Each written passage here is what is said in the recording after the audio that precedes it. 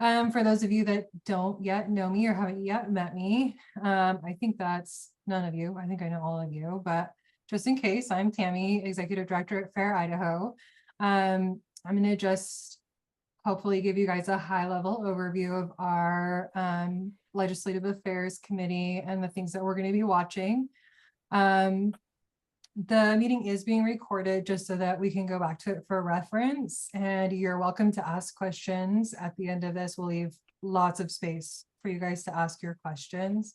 It'll probably go pretty quick, so that'll be really nice. It'll leave a lot of time for you guys to ask the questions that you're looking for.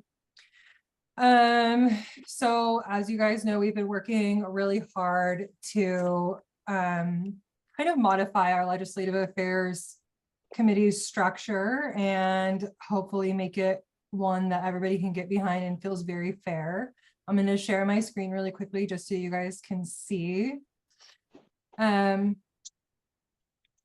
this is our new Legislative Affairs website page.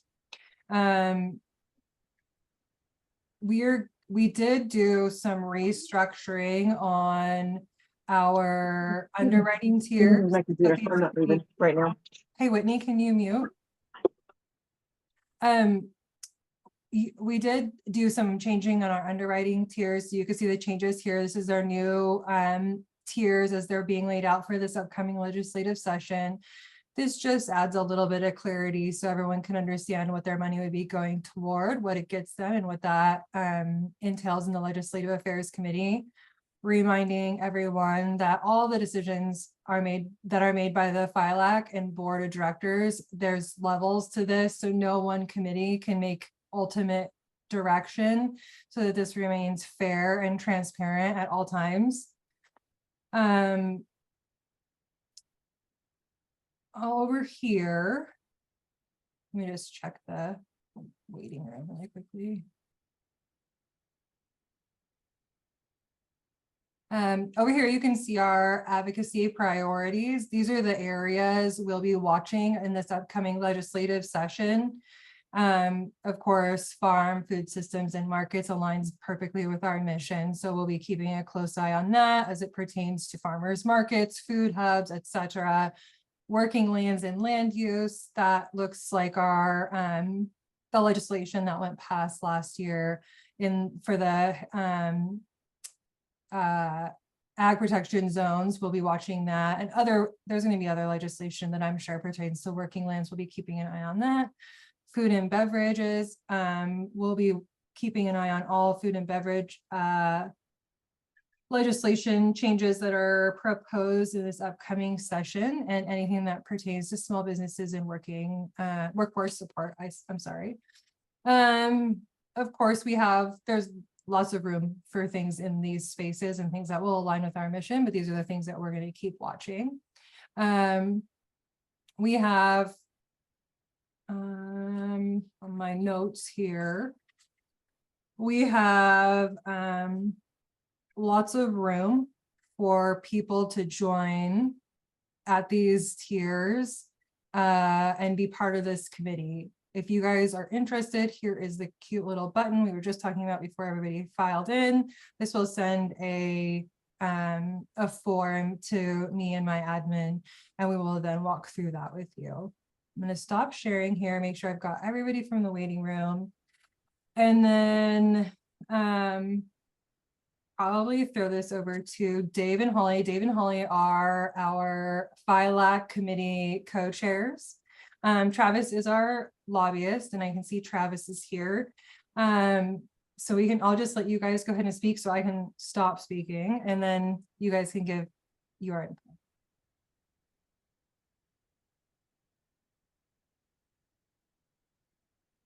Well, thanks everyone for being here today. As Tammy mentioned, we've really spent the last few months sort of restructuring this committee, and we want your ideas. So if you have policies that you'd like us to monitor, if you have things that you think FAIR should be involved in, we're going to have space for that conversation at the end of this meeting, and we really want you to be involved, right? And that goes beyond just signing up as an underwriter or supporting this work. We want your ideas. We want you to be engaged with this process, right? It doesn't work nearly as well if we don't have folks who are engaged. And Tammy went through and sort of identified the buckets of work of policy issues that we're tracking and that we're keeping tabs on throughout the session. And if you have, again, if you have specifics within those buckets of policy issues, let us know and we can have those conversations further. Dave, you've been involved in this for a lot longer than I have. So what would you like to add? I don't know that I have a whole lot to add. I think thanks for everybody for being here. And I know we're recording this, so really this is for a lot of other members who are probably going to be listening to this as a recorded session. Yeah, I mean, I think when it comes to legislative affairs work, it's tough for a small organization like ours to be effective. And I think we've tried to be really thoughtful. And I think this year we're spending some time to just sort of reflect on where we've been successful and where we've struggled, and how do we maybe work a little smarter. The legislature can be complicated, and looking forward to Travis kind of giving us an update of sort of where things stand this year. But I think for our purposes, we know the things that we care about. It's helping people in our sectors, the independent businesses who work to bring food and beverage to life. So, with farms, helping farmers stay on their land and find market, and working to protect those farmlands, and then those markets being the independent retailers, the restaurants and grocers and those folks. Where are areas that we can work to help with each of you on policy?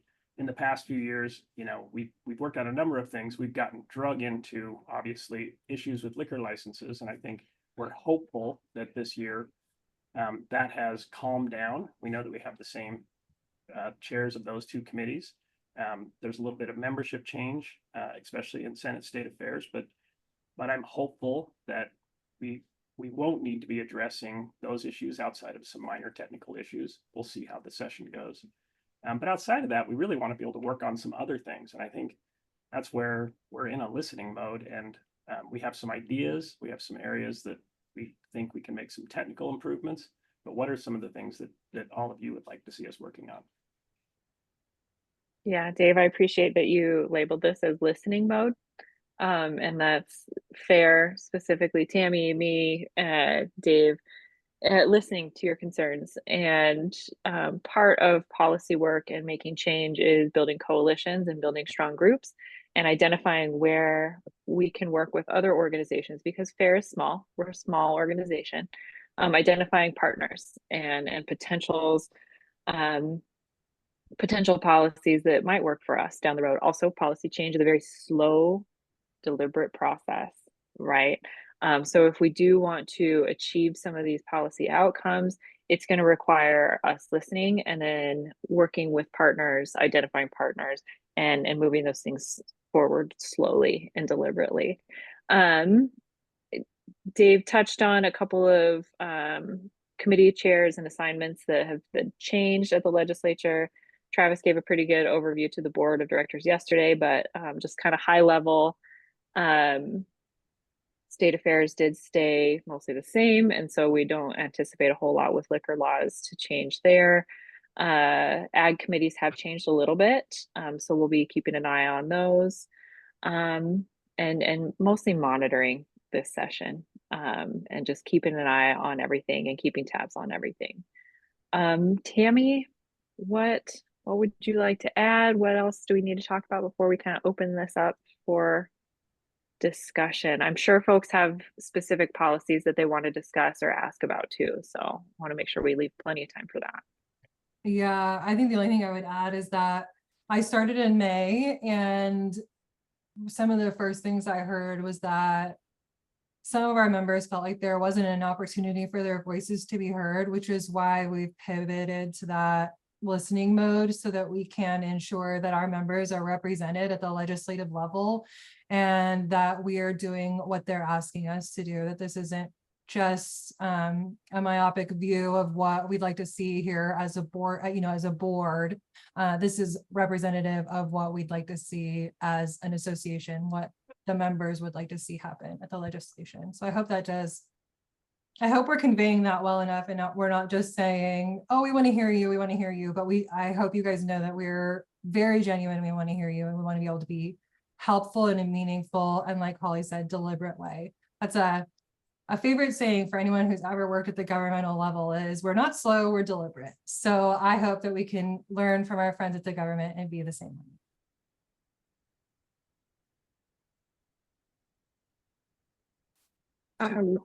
Questions. Yeah, so we can go about this a couple of different ways. We have quite a few people on this call, which is excellent. If you feel free to unmute and ask or mention any policies that you want to pursue or want to learn more about, or if you're more comfortable just dropping that into the chat, whichever method works for you. I'm going to drop a link to FAIR's new FILAC page into the chat for all of you as well. And then you can take the time to, look over those buckets of policy and issue areas that we're focusing on, but feel free to unmute. Let's open it up and start having conversations.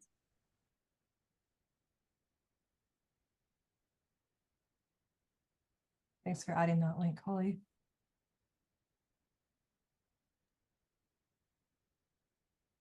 Hi, this is Jackie Groves. I'm a member of the Sunny Slope Wine Trail. And I thank you, Tammy, for meeting with me recently. And I also have been involved in politics for a long time. And so I do understand about lobbying. And I'm trying to remember, is Roger Batt your lobbyist also? No, he was our lobbyist last session. Travis Jones is our lobbyist this session. Okay.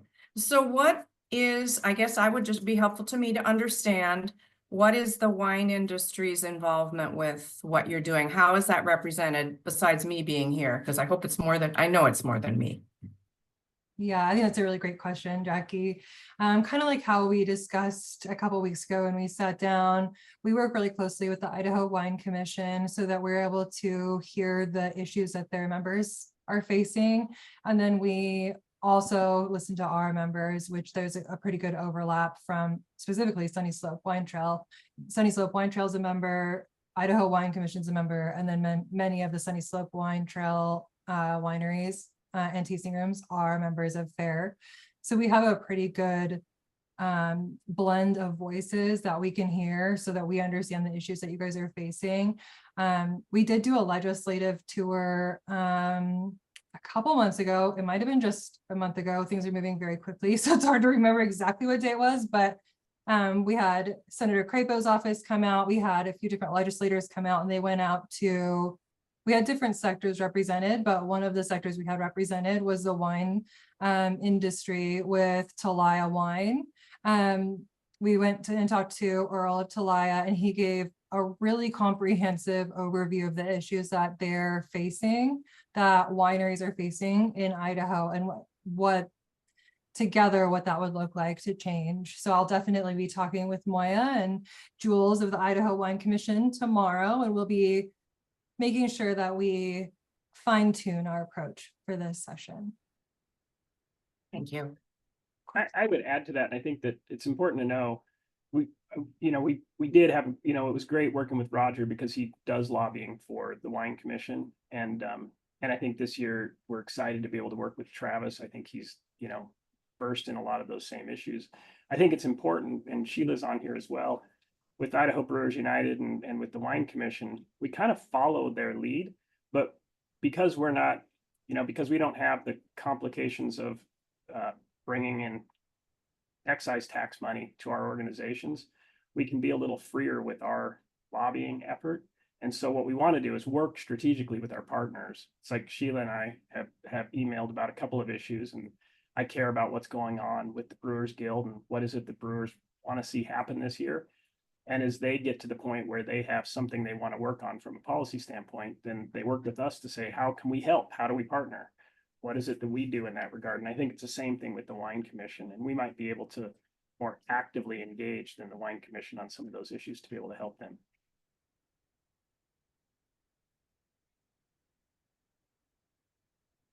And if I can bring in as your lobbyist just real quick about the wine issue, just so you know, Moya's husband was one of my groomsmen in the wedding, and we used to be neighbors. So as far as my connection with Moya and the Wine Commission, it's quite tight. So don't worry about that. We'll be in good shape with our wine friends as far as that goes. I mean, at the core, our values, we care about working lands, and we care about the food and beverage products that come off of those working lands. And so, we're kind of a unique organization, and that we look at that supply chain from start to finish. And so, but at the heart of it, it's really about how do we protect our working lands so that our food and beverage products that reap the rewards of those working lands are continually able to be part of our ecosystem. And so grapes are a big part of that. I think when we look at our working lands in Southwest Idaho in particular, the grape industry is a big part of, our ag ecosystem. And so helping grape growers be successful is really important, which means helping winemakers be successful, which means helping restaurants and grocers who are supporting those products be successful. So that's, I think, how we work. Yeah, I think one of the challenges, if you have a restaurant, your business could be really negatively impacted by something really awful that moved in next door. We similarly, the amount of development going on around us, and especially in Sunny Slope, in terms of subdivisions, and the lack of strategy really around managing, development at the county level, where that seems to be pretty much decided, is such a challenge. It's just such a challenge. And I think we can use all the help we can get there. Well, I'm ready to jump in anything that you see, especially when it comes to working with the counties. I feel like there are tools there that we could deploy to help protect our working lands and advocate for our working lands with the county commissioners. And I look forward to talking more about that for sure. Jackie and I discussed this when we sat together. We went over what this would look like for us. Go ahead, Whitney. I was just going to say, I think one of my biggest concerns is that I always feel like, and Mel, since you're here, I'm going to throw you under the bus with me. I feel like one of the biggest frustrations for me being in North Idaho, and me originally being from Southern Idaho, is it just feels like North Idaho doesn't have a voice. It feels like all the power and all the decisions are always made in Southern Idaho. And so I hope that this, I guess two things, I hope that this helps make you feel better makes me feel better, makes Mel feel better about it. But I think the other thing that is always my biggest concern is I always feel like everything's a lack of education. Like, I don't think that there's legislators out there that are making bad decisions or necessarily like intentionally bad decisions. I think they make decisions because they're uninformed. So during my time with FAIR and prior to this, like I stumbled on the Chesterton fence proverb, and I really like that. And I would hope that we could kind of maybe have that in our back pocket at most times. It's like, hey, two men walked into a field, there's a fence in the field. The first man says, tear it down. The second man says, no, we're not tearing it down until we understand why the man or woman set this up, took the time, took the resources, took the energy. And I feel like as Idaho has a lot more people moving into it, and as they have bringing their new ideas and their awesome fresh ideas and collaboration, all that kind of stuff, I hope that FAIR can be like, hey, listen, let me just explain to you why this fence was here, and now I hope you can explain to me why we no longer need it. So I would hope that during the legislative season we can kind of talk to our legislators and be more of that, like, hey, let me help educate you, and then let's be part of the discussion of, if this fence no longer makes sense, how are we going to do it moving forward together? Whitney, you brought up an excellent point. Education is key.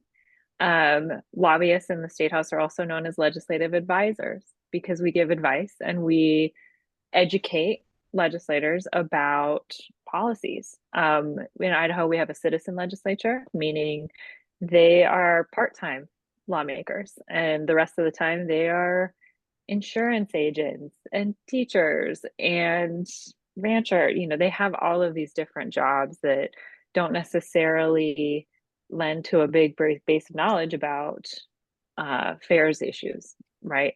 And so as an association and with our kind of diverse membership, all the way from farming to the restaurant and the grocers, we can give them the education, and that's going to be a huge component of it.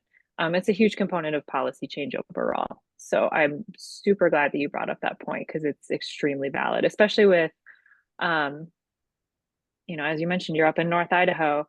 North Idaho is a different landscape than it is in Southern Idaho. And we need to make sure that Southern legislators understand the issues that are happening up in North Idaho and vice versa, right?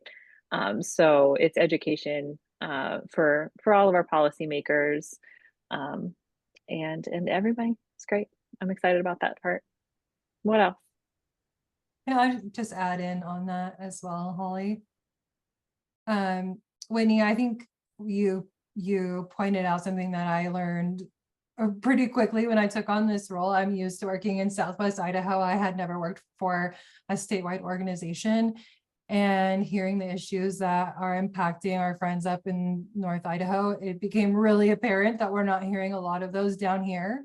And that's what I'd really like to see FAIR become, is that respected voice, so that our legislators know that when we're sitting in front of them, we've done the work, we've talked to our members, we've spoken with the people that this will impact, and we're the trusted resource for the education, that we don't just send, you know, Travis in to go blindly advocating for some legislative bill that we haven't well researched. We will be researching and educating along the way.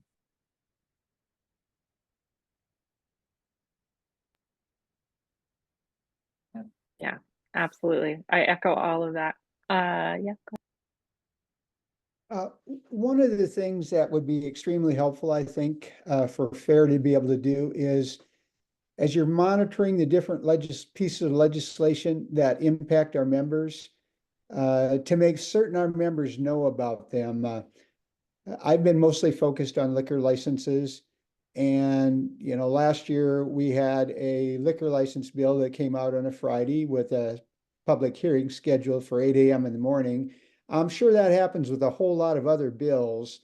And I don't know how we can make sure our members are plugged in so our members can get to their district representatives or the regional centers to talk about those issues and help educate them, because in the liquor license arena, as Dave and I know too well, and Whitney, a lot of it deals with, they just do not understand the existing laws and the impacts of any changes that are being proposed by special interest groups or being sponsored by, you know, other lobbyists and the senator and the State Affairs Committee. Yeah, that's a really important point. Thanks for bringing that up. Legislation moves quickly, and there's a lot of sit around and wait too. Tammy, I don't know that you and I have discussed this yet, but maybe we need to send out a regular update, especially if something is coming up that we'll be monitoring. Sometimes, you know, last minute, it's helpful to be able to press go on an email that says, hey, this is coming up tomorrow. If you want to testify, this is who is in that committee. And that's something maybe Travis and I can coordinate on, that kind of thing, because that's a big part of advocacy, right? Is getting folks into the room and getting folks in touch with their legislators in a productive way, in a way that's specific and targeted and helpful to either stopping or pushing legislation forward. So Tammy, you and I can talk maybe about that, about what that looks like of keeping everybody in the loop. Sure. I'd love Travis to chime in here, because that is one of the reasons why we've hired him, is for his comprehensive approach like this. Yeah, I'll just, you know, I mean, it's a great point, Melvin. And, you know, I mean, that's just kind of what my job is to make sure that, you know, I'm making, you know, I'm monitoring, tracking, and reporting to you all on everything that's, you know, that I know I should be tracking. So that's kind of the, you know, the symbiotic relationship here. As long as, you know, FAIR gives me my walking orders and is clear on what they want and need, and I'm able to, you know, reciprocate that with, you know, with the detail and the in the capital kind of coverage that you all need, then it's going to work out great. I mean, you know, we've already got Holly around as well.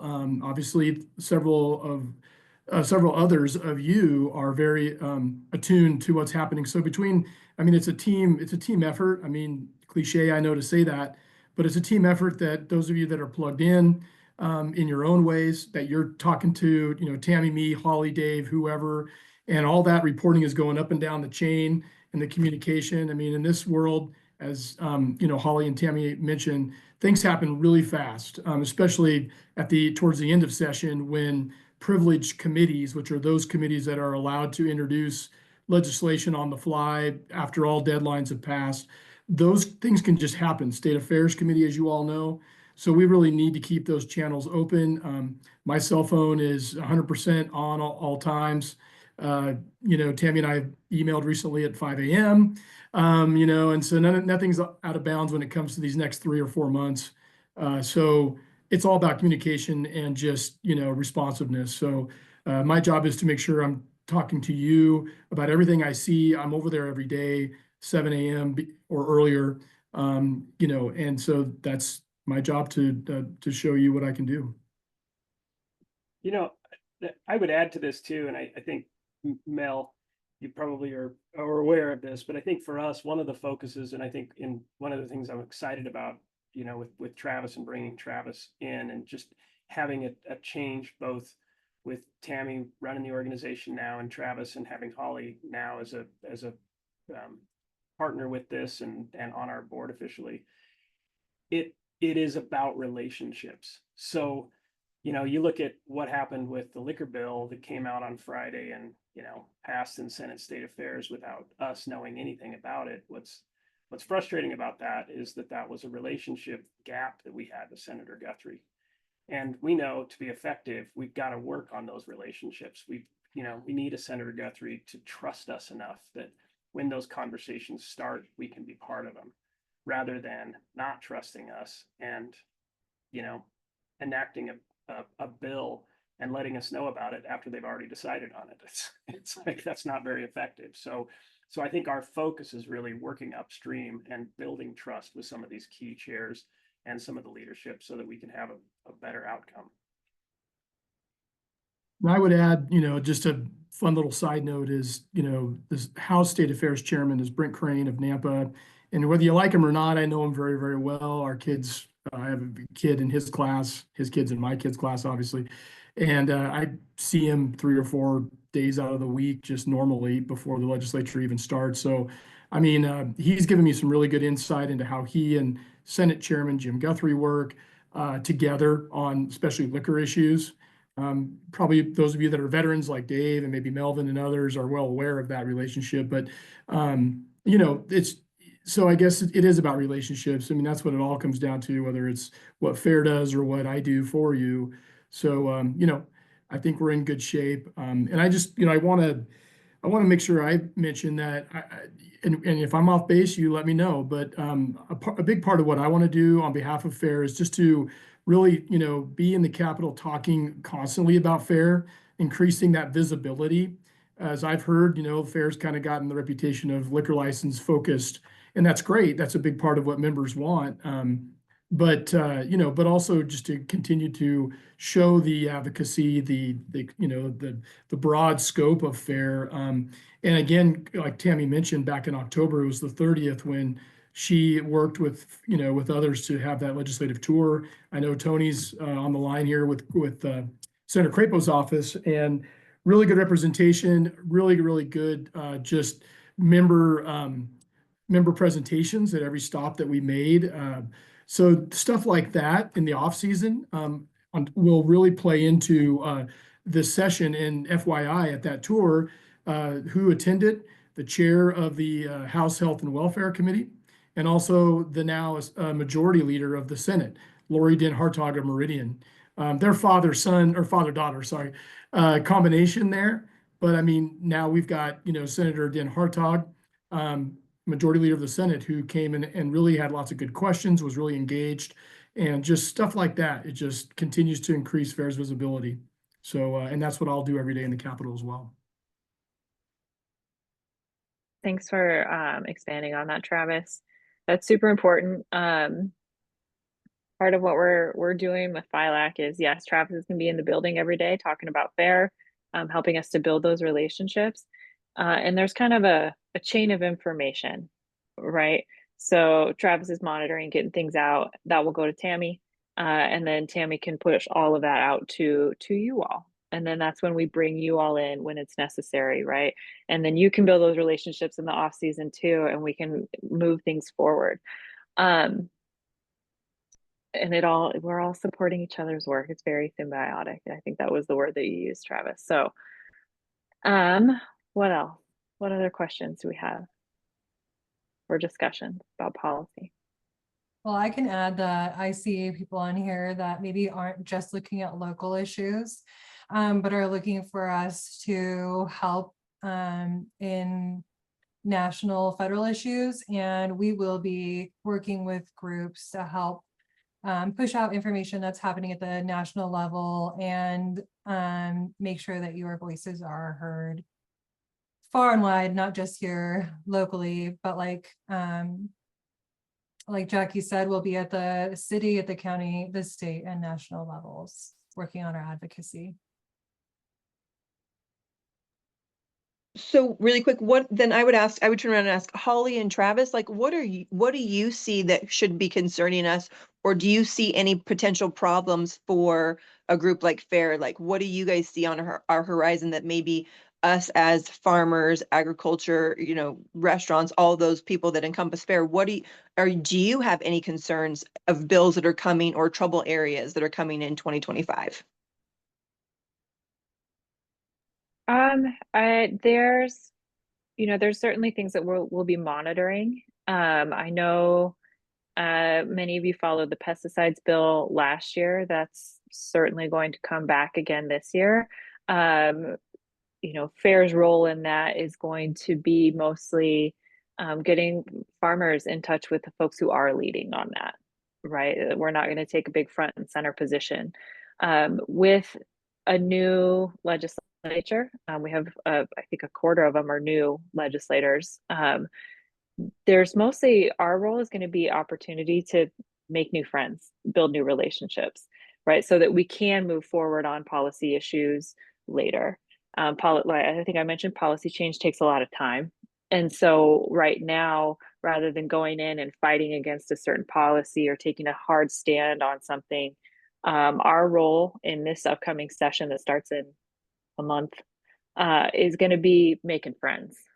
So it's less going to be advocating for or against specific policies and more building relationships with new legislators, maybe reworking existing relationships that we have with folks, strengthening that relationship with Senator Guthrie, talking with Representative Crane, with the chairs, building those relationships, building that relationship bigger with Senator Den Hartog.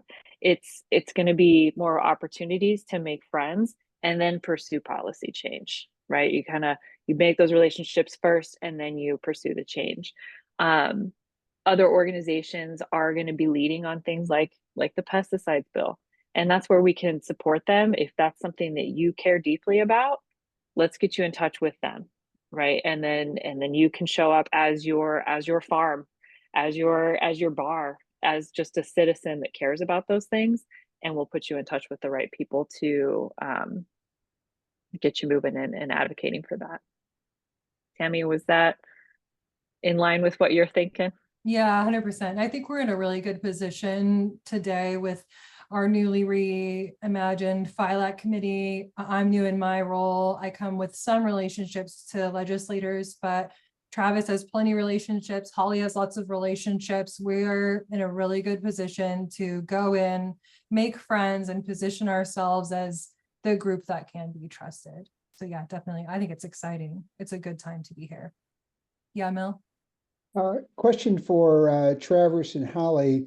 We talked about a couple of key legislators in terms of Guthrie and Crane.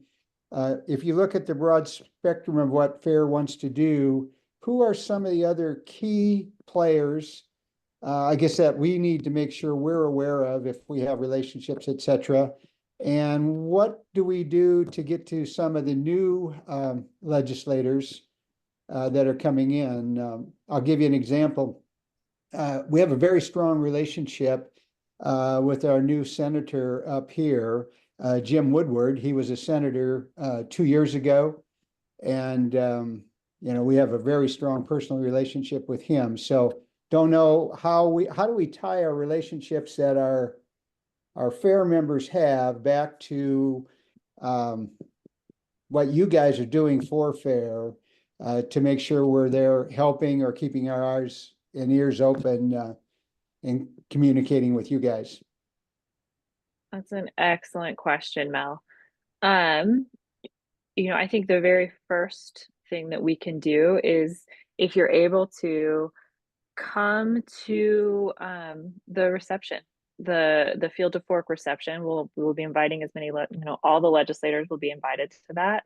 If you're able to encourage your district legislators to attend that and say, hey, this matters to me, this is who I am.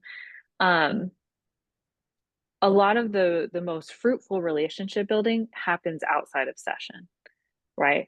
The legislative session is pretty wild, and they're easily working 12, 16-hour days every day. And so they might pay attention to you, but it's brief. You get their 30 seconds of attention before they're on to the next thing. So, reach out now and say, hey, I'm your constituent. Just wanted to let you know, have a good session, that kind of thing. It's the little things that matter, the check-ins, hey, this is what we're doing and this is what I care about. The friend building, right? And then once legislative session is over, we can follow up on those things and say, hey, I saw that you supported ag protection lands this year. Awesome. Thank you for that. I really appreciate your work on that.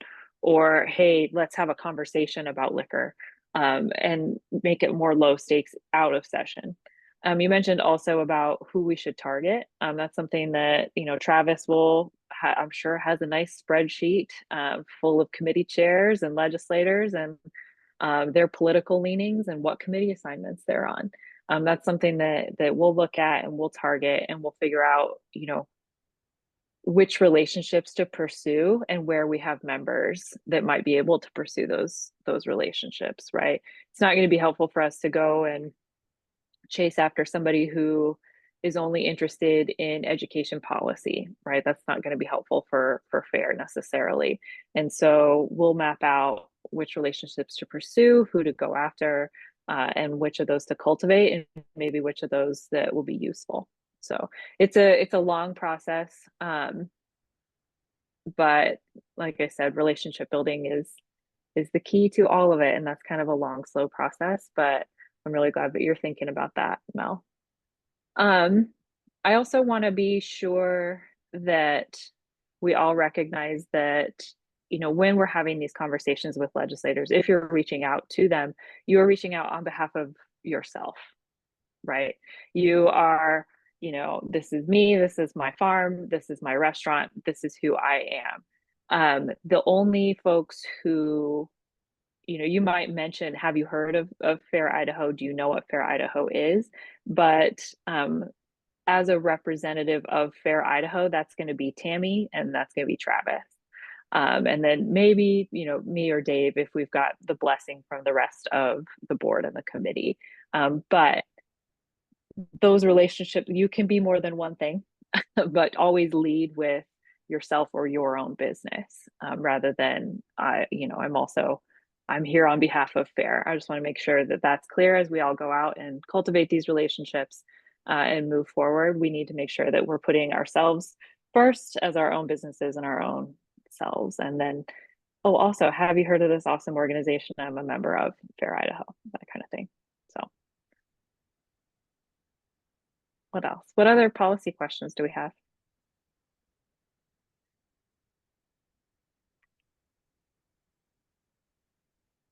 All right. Tammy, what else we got?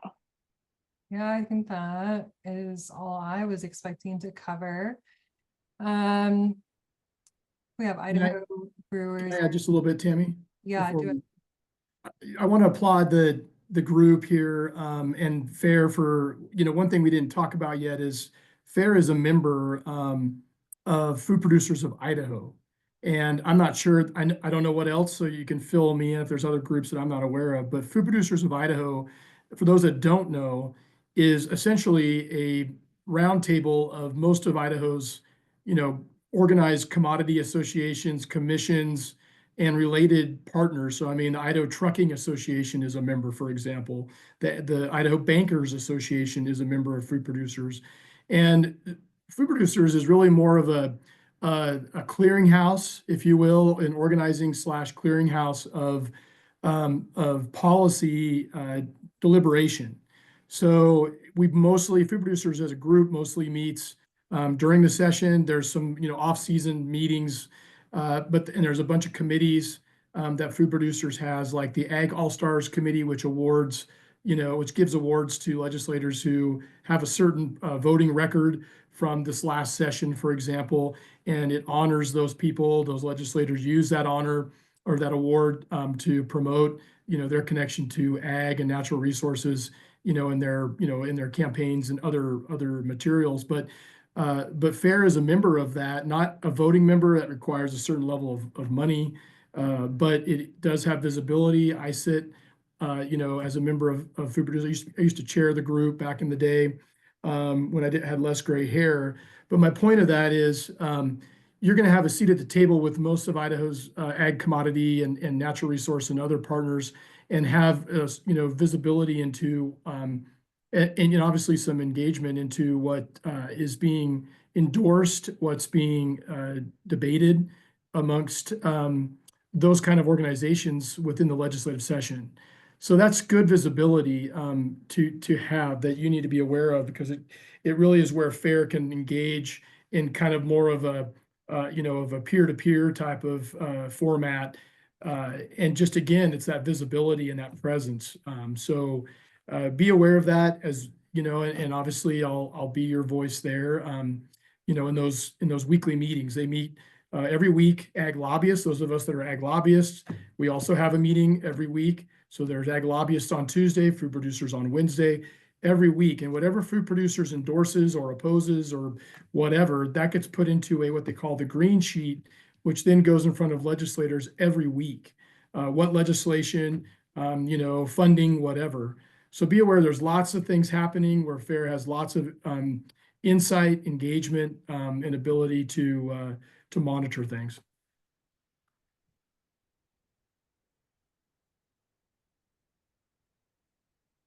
Yeah, I think that's key. All of this is it's all pieces of the puzzle for sure. I think the only thing I'd add, and then I'll throw it over to you, Dave, as the senior member of our FILAC committee and our OG chair. I think I'm just going to say really quickly that if you're looking to get more involved, I would urge you to become an underwriter of our FILAC committee or send in your application. We'll be accepting applications for new board members for our annual meeting in February. So now's a really great time to get involved and to tell us how you would like to be involved on either our FILAC committee or our board. And then I'll throw it over to you, Dave. Thanks. Yeah, and I just want to echo that. I think that what we're trying to do, hopefully, is something that we all align with. Our ability to influence change is by, first of all, growing our coalition, so our membership base, our coalition, and then growing our partnership base. So I'm really excited because of the partners that we've got in this conversation here today. But what's going to make us really effective is to be able to have the funds to be able to, continue to increase the level of professional support we've got to be able to make these things happen. So if we want to be effective at the legislature, it takes boots on the ground, and boots on the ground takes funds. And that's where the underwriting is so critical to what we do. And it's like, even if we in this room don't have the ability to provide some of the bigger underwriting levels, what I would hope is that within this body, we are working to maybe identify potential underwriters who would care about our work to support it, and give us advice if we've structured our underwriting in a way that is approachable, that people feel like it gives them what they need to be able to support our work. but we desperately need that to be able to continue this work. I think we've been fortunate and that we're going on what, 5 years, 6 years now of doing this work. And what we hope to do is keep growing it. And I think that is what we're doing.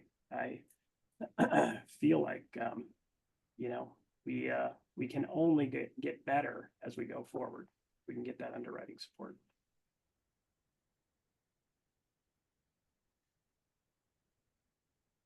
Was I supposed to say anything else?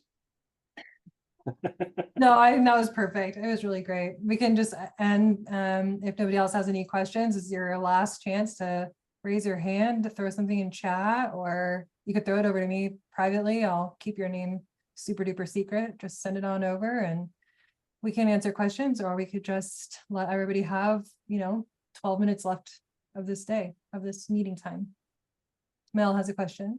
Well, I don't have a question. Just a comment. I guess I'm impressed with the new structure and how you're going about this, and excited about continuing to be involved. And hopefully between Whitney and I, we can get more people on board up here in northern Idaho. So any chance you would have to come up and visit with us, give us plenty of lead time so we can make sure. There's some really key players up here that I think could be very supportive, but we just need to make sure we got the time and effort behind them. So again, I applaud what you guys are doing in the direction you're heading. Thank you. Thank you, Mel. I appreciate your support. I know I ran into you really quickly when I was up in your area, but I'll definitely plan to go up after this legislative session and be boots on the ground. And then we're planning on doing an event in Sandpoint as well over the summer. So I plan to be up your way a few times. Tammy, one question. Does everyone on this group and obviously beyond have the pre-festival reception invite that has been sent around? Okay, electronically, because as was mentioned earlier, if everyone here, obviously be careful about how you represent FAIR, of course, but if everyone here can, make sure to shoot that to their, the legislators that they do know, or that they have relationships with, or that are your district people, shoot that over to them now. I mean, there's no better time than now. We've got it. We do have it on what they call the legislative social calendar.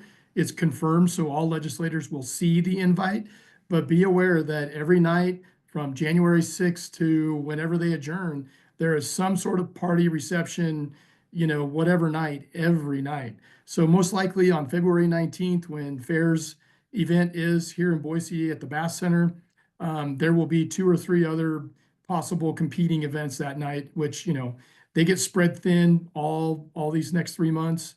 But if we can just push it out, and those of you that have those local direct relationships, if you can just use those and send that on and remind them off and on for the next couple months, that's going to be very effective in getting them to come to this. And obviously we hope that you can come. It's all politics are local, as they say. It's a great connection. Thanks for that, Travis. I'll get that on everyone's calendar as well. Well, thank you all. Thank you all so much for coming, and for questions you either had or haven't thought of yet, you can shoot them our way at any time. Thank you for supporting FAIR for FILAC, and I'll let Holly and Dave, as our co-chairs, go ahead and piece us all out here. Yeah, thanks to everyone for being here. Couple of to-dos on the list, send out the invite to your legislators in your district. Hopefully we can get a good crowd there. And if you've got questions directly, feel free to, send that message to Tammy. If it's a sticky policy question, she could send that on to me or Dave or Travis or whoever. And we're just really excited to have y'all here. So I think that's it. We're good. Dave, you got anything else? I don't have anything else. Thanks, everybody. Thanks for your time. Yeah. Thanks, folks. Have a good Tuesday. Thank you all. Bye.